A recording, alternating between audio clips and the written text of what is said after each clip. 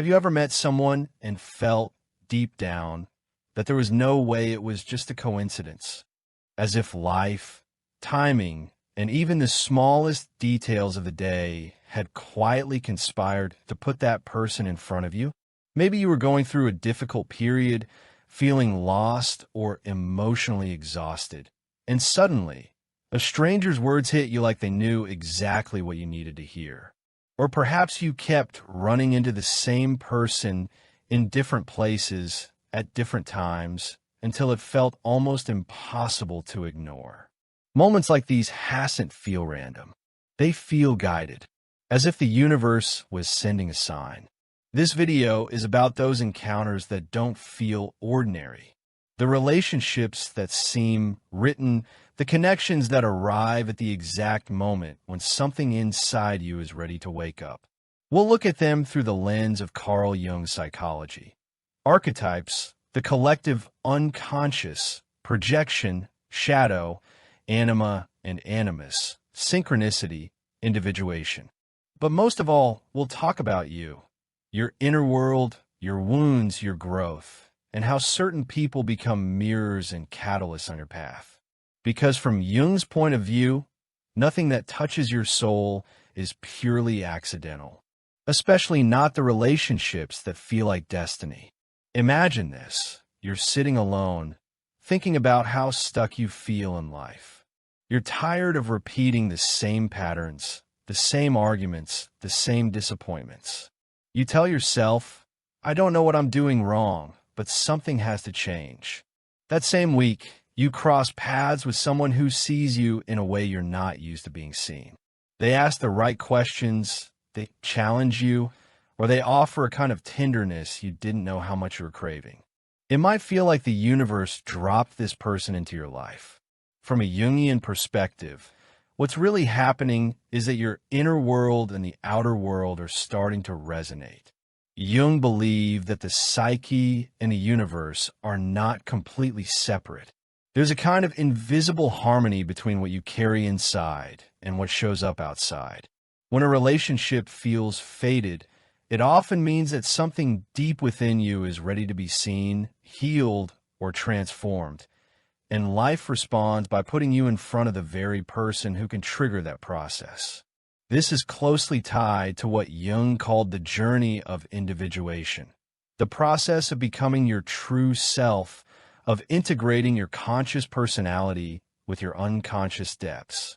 Individuation is not just about finding yourself in a vague, inspirational sense. It's about meeting the parts of you that you've ignored, rejected, or never fully understood, and slowly bringing them into wholeness. And very often, this journey is accelerated by relationships. At the heart of these mysterious connections lies one central mechanism: projection.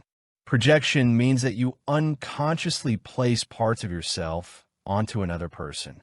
You don't just see them, you see your own desires, fears, wounds, and forgotten qualities reflected in them, as if they were a screen. You might think they're so strong, so confident, so nurturing, so free, everything I'm not. Or the opposite, they're cold, selfish, controlling, just like the people who hurt me. In reality, what you see is a combination of who they are and who you are inside. This is why Jung said that relationships are a kind of psychological mirror. When you fall deeply in love, part of what you're falling in love with is a piece of your own soul that you've projected onto the other person.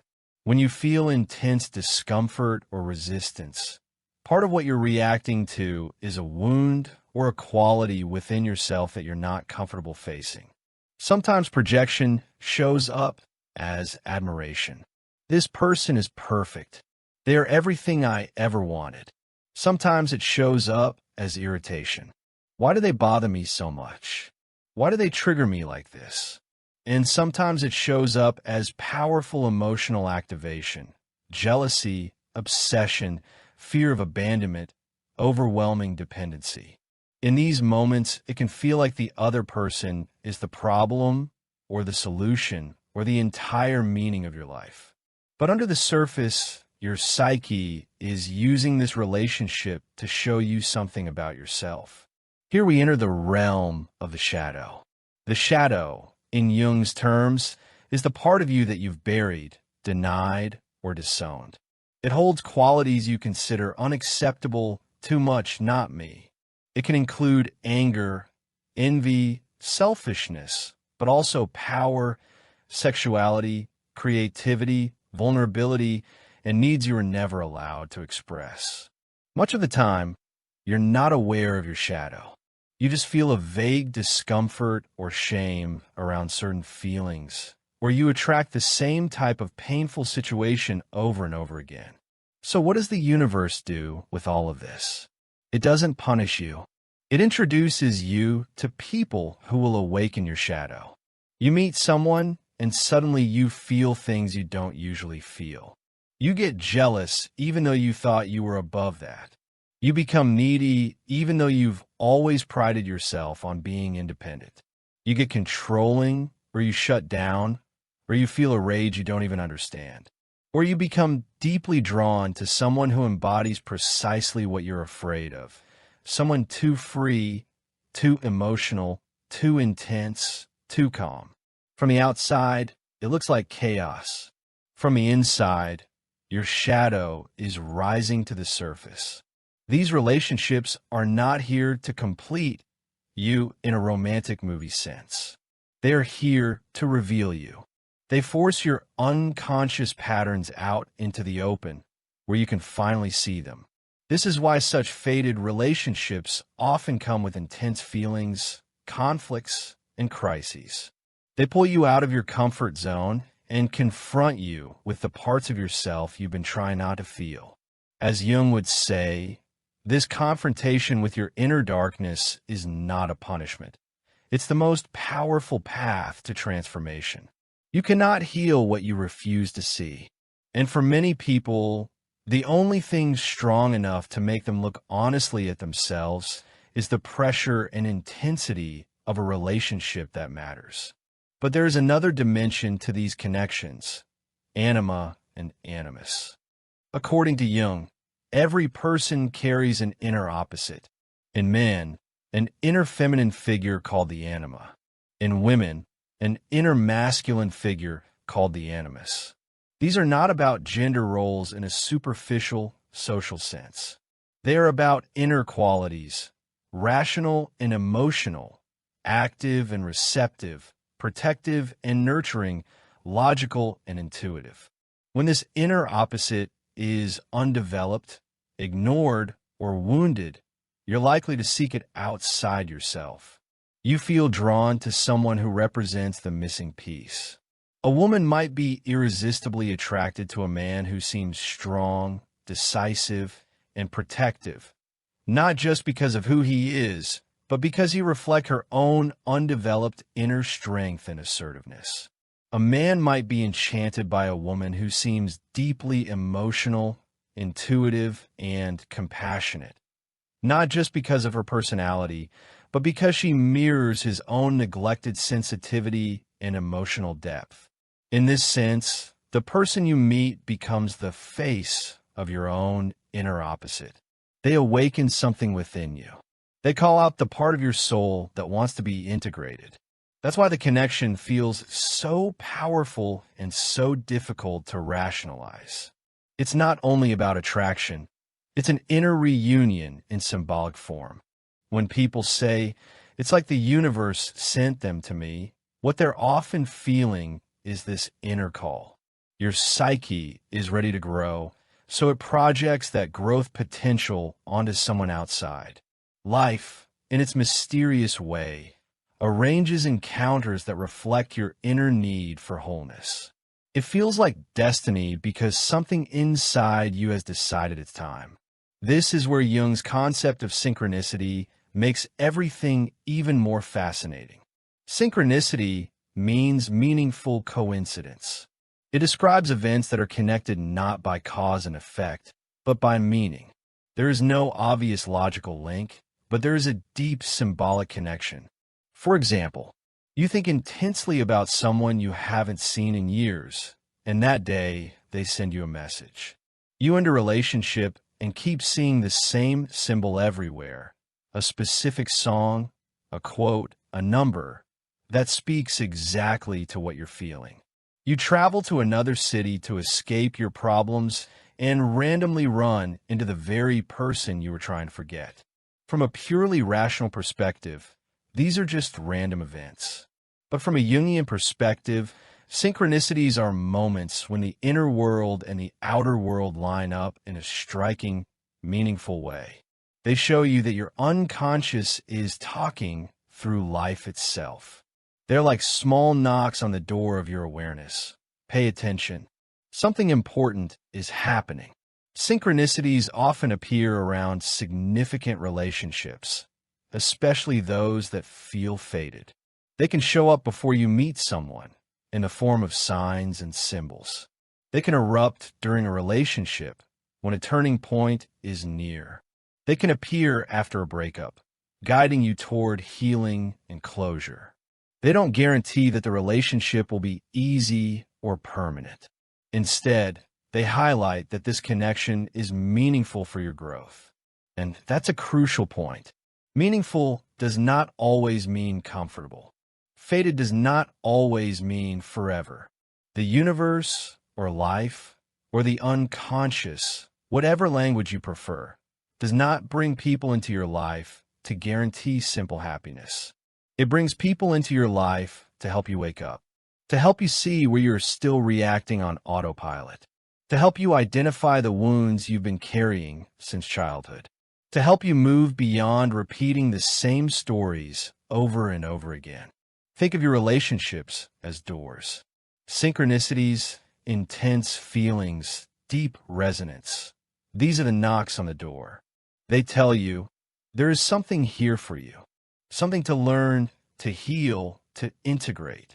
But whether you walk through that door, how long you stay, and how you respond inside that room, that is always your choice. Now, let's go a bit deeper into how projection and childhood patterns, or what Jung called complexes, play into all this. A complex is like an emotional not formed early in life. Maybe you had a parent who was distant, critical, unpredictable, overprotective, or emotionally unavailable. The experiences you had with them created a cluster of feelings, beliefs, and expectations about love, safety, and yourself. Even as an adult, that complex can silently shape how you relate to others. You might say, I always end up with people who, and there it is, the pattern. Without realizing it, you may be drawn to partners who represent some aspect of your early caregivers. You might chase those who are emotionally unavailable because unconsciously you're trying to fix the original wound.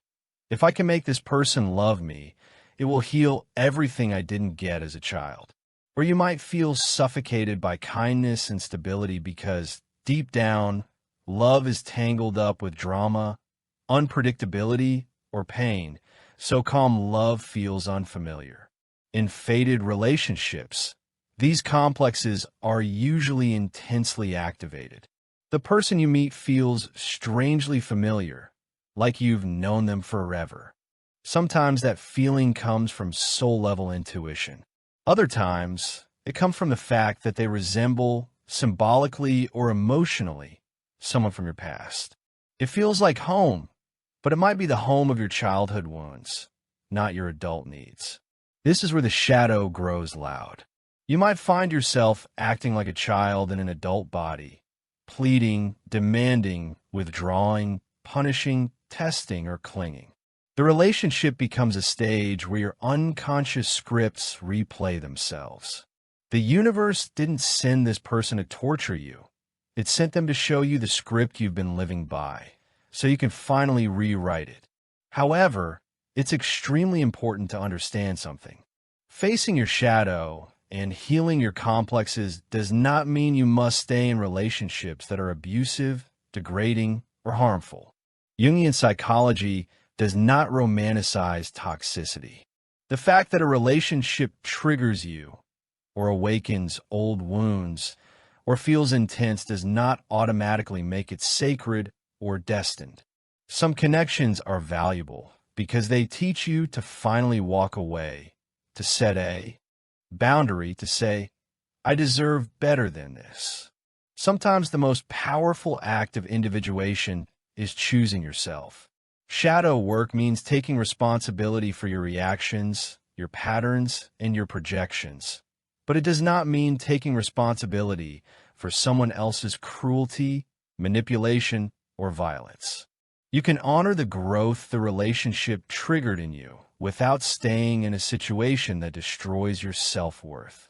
Even in healthy relationships, though, growth can be uncomfortable.